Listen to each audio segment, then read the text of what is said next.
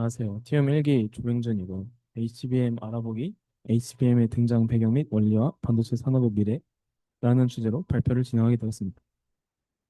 네, TM 1기만 알려주는 거고.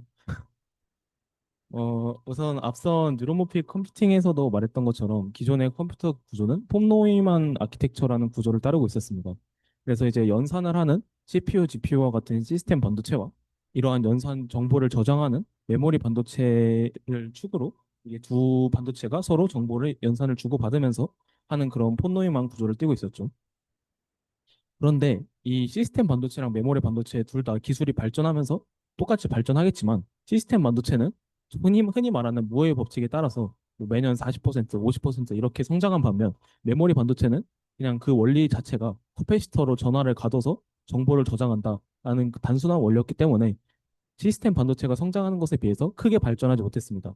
그래서 반도체의 시스템 반도체는 연산 능력이 매우 월등히 뛰어났지만 메모리 반도체는 그 속도가 느려서 그 둘 사이의 장벽의 극간에 따라서 이제 메모리 장벽이라는 현상이 생기게 되었습니다. 그래서 흔히 말하는 앞서 보셨던 것처럼 연산을 하는데 필요한 에너지보다 이러한 연산을 위한 전하를 운반하는 운반 에너지가 훨씬 더 커지는 그런 에너지 장벽 현상이 일어나게 되었고요. 그래서 이러한 문제점이 대두되어서 이러한 문제점을 어떻게 고칠까 고민을 하다가 이러한 문제점을 아예 폰노이만 구조를 바꿔야겠다라고 생각해서 나오게 된 맥락으로 뉴로모픽 컴퓨팅이라는 이 접근이 있게 되는 거고요. 저희가 오늘 살펴볼 HBM 같은 경우에는 이제 시스템 반도체를 많이 발전시켰으니까 메모리 반도체를 발전시킴으로써 이러한 문제점을 해결해 보자라는 게 접근의 시작이었습니다. 그래서 기존의 메모리 반도체가 가지고 있던 한계로는 대역폭과 이런 2D 패키징에 대해서 한계가 있었는데요.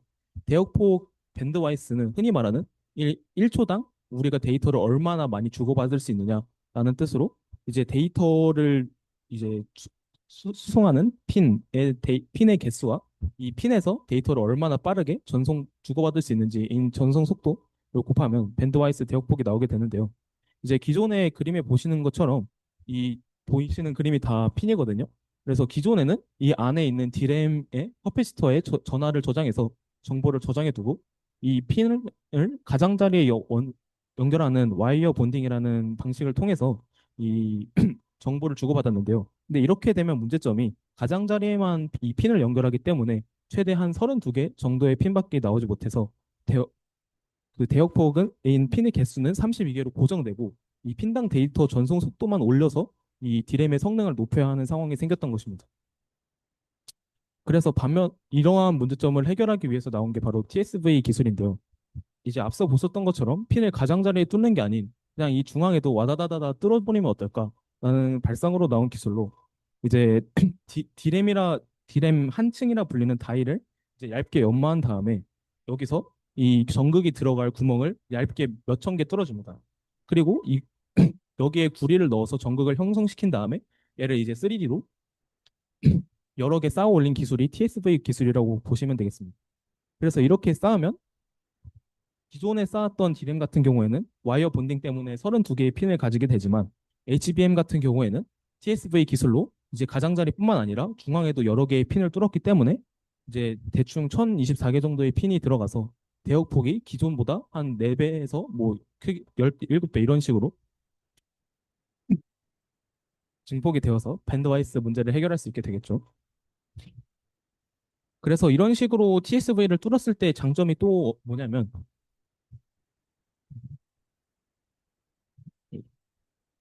이 전력 소모량도 줄어든다는 것인데요. 이제 기존에 보신 이 와이어 본딩 방식 같은 경우에는 이제 가장자리에서 에너지를 다시 시스템 반도체로 전달하기까지 긴 와이어 줄이 필요하게 됩니다. 하지만 이 TSV 기술 같은 경우에는 그냥 아예 맨 위에 층에서 다시 CPU까지 오는 데까지 짧은 거리가 소요되기 때문에 이러한 배선에서 잡아먹는 기생 정전 용량이 작아지게 됩니다. 그래서 3D로 쌓아 올렸기 때문에 이러한 전력 소모 역시 작아서 뭐 데이터 센터 이런 거를 지을 때도 HBM이 꼭 필요하다라는 말이 나오는 이유가 이러한 이유 때문이고요. 그래서 지금까지 간단한 HBM의 원리에 대해 살펴봤는데 일단 중간으로 한번 질문 있으신가요?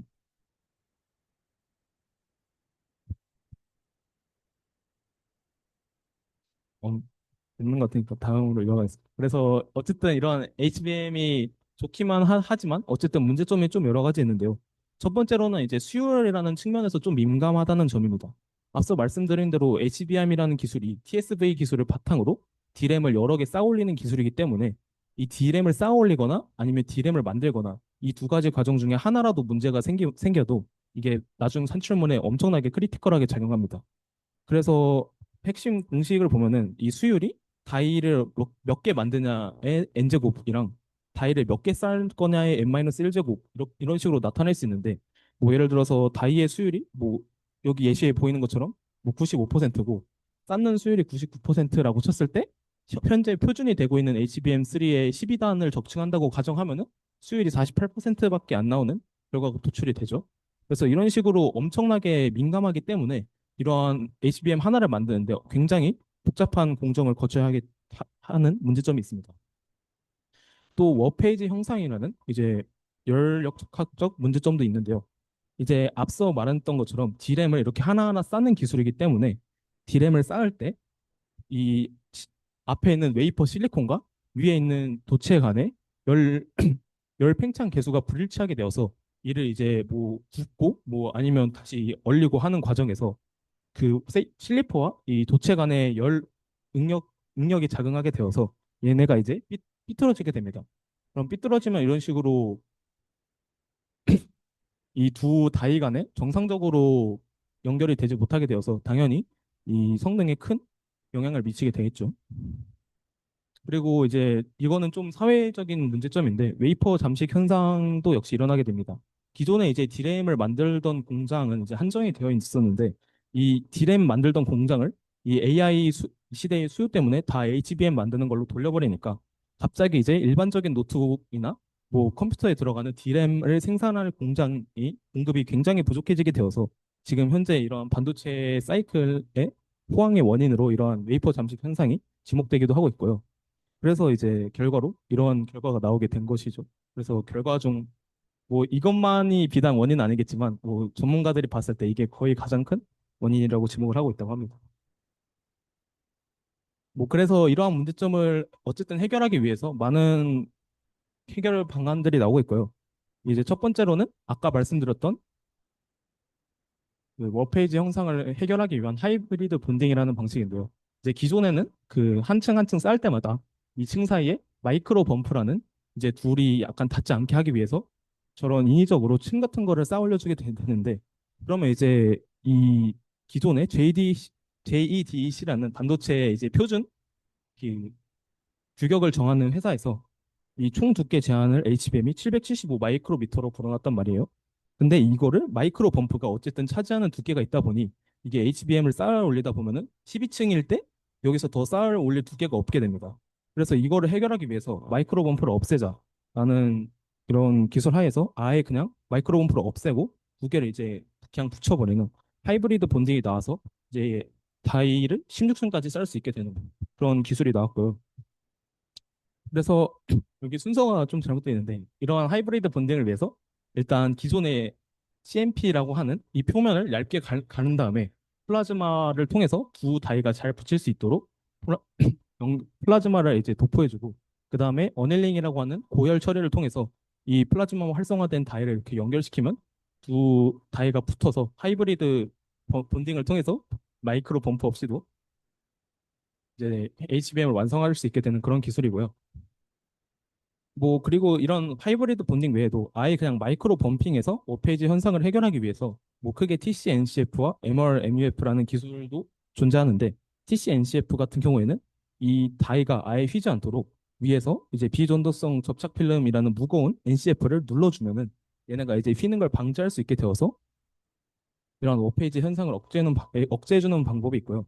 이제 MR-MUF 같은 경우에는 아예 얘네를 한 층 한 층 쌓아 올리기보다는 얘네를 아예 한 번에 접착하기 전에 쌓아 올린 다음에 얘네를 이제 열에 구우면 이 열의 응력이 좀 전체로 분산되어서 힘이 좀 적게 됩니다.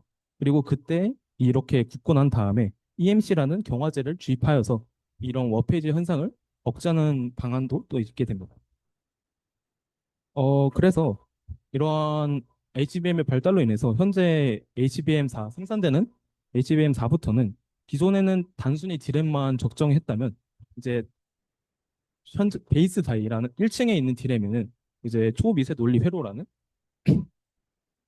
이제 첨단 논리 로직 공정을 활용해서 이중 집정을 하고 있습니다. 이게 의미하는 게 뭐냐면 어쨌든 AI 시대로 인해서 단순히 이제 디램의 역할이 뭐 기존 그 폰노이만 아키텍처에서 정보를 저장하는 것이 아니라 조금 단순한 이런 논리 회로의 처리와 그러한 시스템의 연산적인 능력까지 필요했기에 반도체가 단순히 폰노이만 구조에서 조금 더 진화하고 있다라는 뜻으로 생각하시면 되겠습니다. 그래서 미래에는 반도체가 어떻게 변화할 것이냐라고 봤을 때 이러한 과거에는 단순히 뭐 설계면은 뭐 설계를 잘하는 회사가 따로 있고 뭐 재료면 재료를 회사는 잘하는 회사가 따로 있었다면 이러한 어쨌든 AI 수요에 맞춰서 이런 걸 전부 포괄하는 그런 능력을 잘하는 회사가 조금 더 경쟁력을 갖출 수 있다라고 생각이 되기 때문에 그러한 맥락에서 뭐 현재 삼성 모든 반도체 분야를 하고 있기 때문에 뭐 경쟁력을 갖추고 있다라는 평가를 듣고 있고 그 그런 맥락에서 다양한 반도체 회사들이 이러한 경쟁력을 바탕으로 경쟁을 하게 될 것 같다라는 조금의 의견을 덧붙여봤습니다. 여기까지 발표 마치겠습니다. 감사합니다.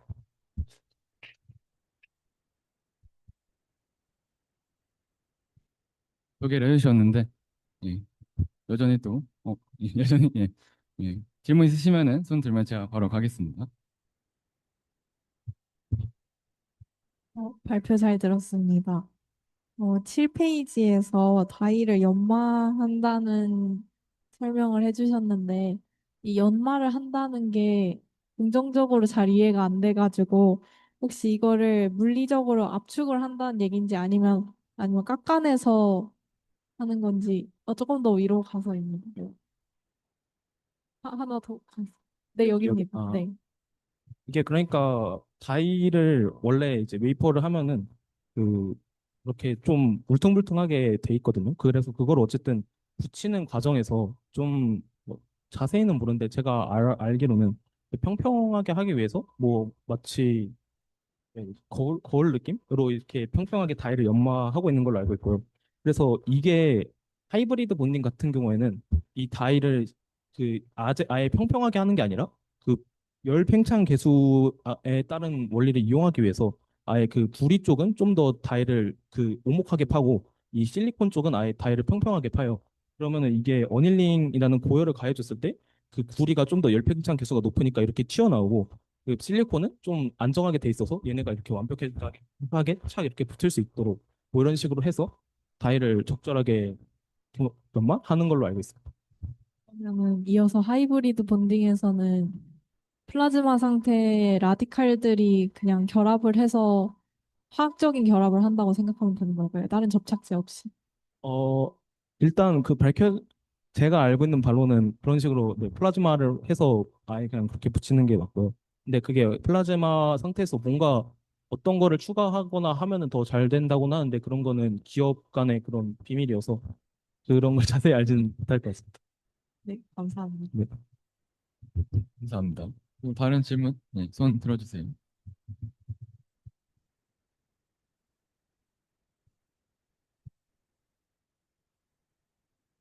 어쨌든 HBM을 사용함으로써 에어폭을 늘릴 수 있는 거잖아요.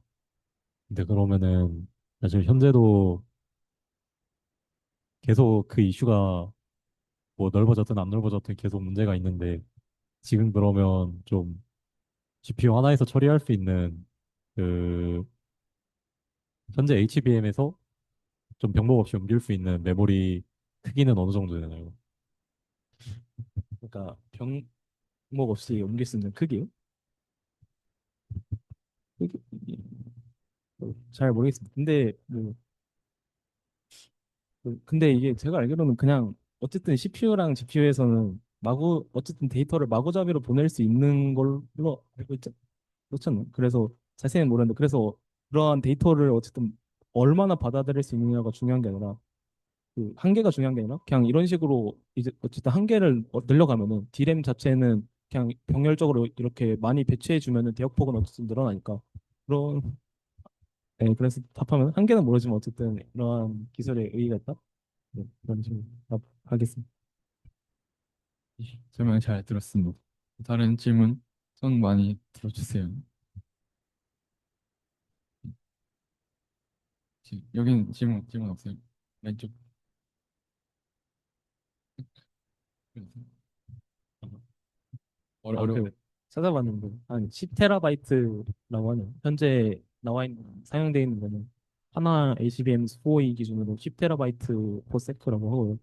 그래서 이게 원래 이 HBM4E는 10테라바이트 per sec고 원래 기존에 쓰던 D램은 한 256기가인가? 그 정도밖에 안 돼서 차이가 엄청 크다는 걸 알 수 있습니다.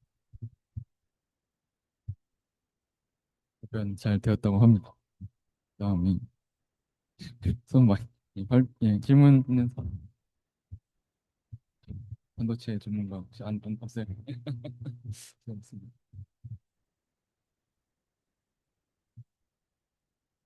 네. 너무 다들 어려웠다는 평이 많은 것 같습니다. 그러면은 아마 빨리 가고 싶은 느낌이 뭔가 드는데. 네. 그러면은 진짜 질문 더 없나요? 네. 그러면은 발표는 여기까지 하도록 하겠습니다. 감사합니다.